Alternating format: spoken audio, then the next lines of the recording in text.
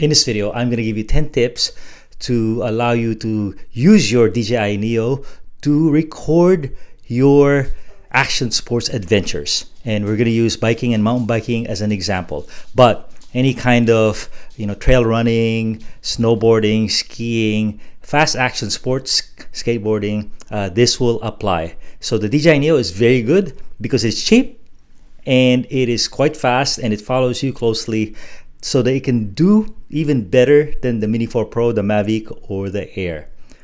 So the first tip is to download the latest firmware. It allows you to go for the drone to go follow at 20 miles an hour, and it has improved tracking. And second, set the height to medium height and the distance to close. And that's important because the closer it is to you, the less chances it has of losing you. Third tip is listen to the drone. The fact that you can hear it, its high pitch frequency, lets you know that it's still tracking you. Or you can mount a phone and so you can see what it sees. So here's a failure. So right there, because the trail went on a big descent, that's actually a big descent, it lost sight of the user, of the rider, myself right there. And because I was hearing it the whole time, which is a kind of a nice tool, I was able to know that, hey, it lost me. So that is a good little tool. And then all you need to do is get closer to the drone, let it see you, and then it's going to reacquire you. Next tip is on switchbacks and turns. This is the big weakness of drones because it loses sight of you. It only does sight tracking. Slow down a little bit. Slow down.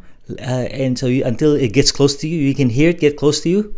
And then, take the wide turn. Take the wide turn and allow it to track you through the turn. So in steep descents, slow down a little bit. And then here, kind of dodge the trees yourself. And right there, the tree was just right in the way and the drone hit it. When the drone hits an obstacle, it'll either go down or it'll stay in place. But you have to land it on your hand and start the tracking process again. When it gets lost, all you have to do is show up.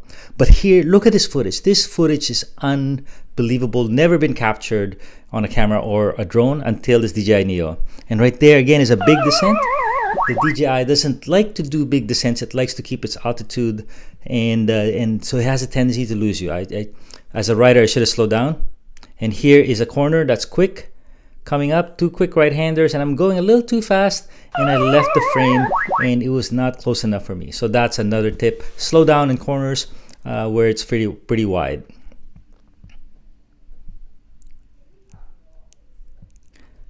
All right, so another trick is to take some other shots, complement it with other shots. Direction track I was using there.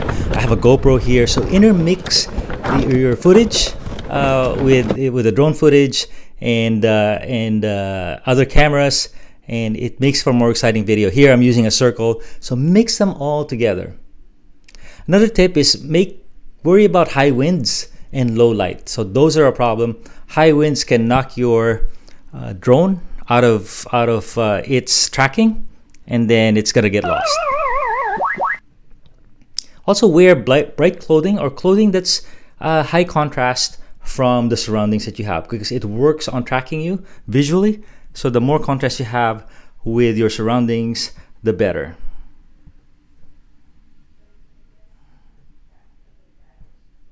So there you go. It loses you, and just be aware that it's gonna lose you. Anything around 20 miles an hour, or if it's super tight, you have to slow a bit lower than quite a bit lower than that, maybe to 15. On climbs, this is not a problem. You could do whatever you want. It's gonna keep track of you on climbs, up hills. And here I'm using an electric mountain bike, and it has no problem keeping track of me. So most drones can keep track of you on climbs. It's the descents where it kind of goes crazy. They can only go 15 miles an hour with obstacle avoidance, and they have a very hard time. And here is a very steep descent. I'm going close to 20 miles an hour, and check this out. This is an interesting one. Because the trail is dropping so quickly, the drone doesn't want to change its elevation. So you can see it looks like it's zooming out. It's just because it's remaining high. And what happened here is very interesting. It got beyond the distance of 50 meters of its range of tracking range. So not only did it lose me, it also could not reacquire me visually. And then when I whipped out the remote, not the remote, but the iPhone, so you need your phone when you when it stops following you and it's still up in the air, I couldn't land it because I had no contact with the drone because it was out of range. So in those cases, you need to get closer somehow. So I went up the hill and got it. If not, you have to wait for the drone to run out of battery so it will land itself. There you go. Get creative. Take a lot of shots. Know that it's going to lose you once in a while. Keep track of it. But really, at the end of the day, you need to edit. And even though it loses you, if you splice together a good string of video, it's going to look so seamless and just so incredible that no one is really going to notice. So we are very lucky to have a $199 drone that can capture adventures like this. Thanks a ton.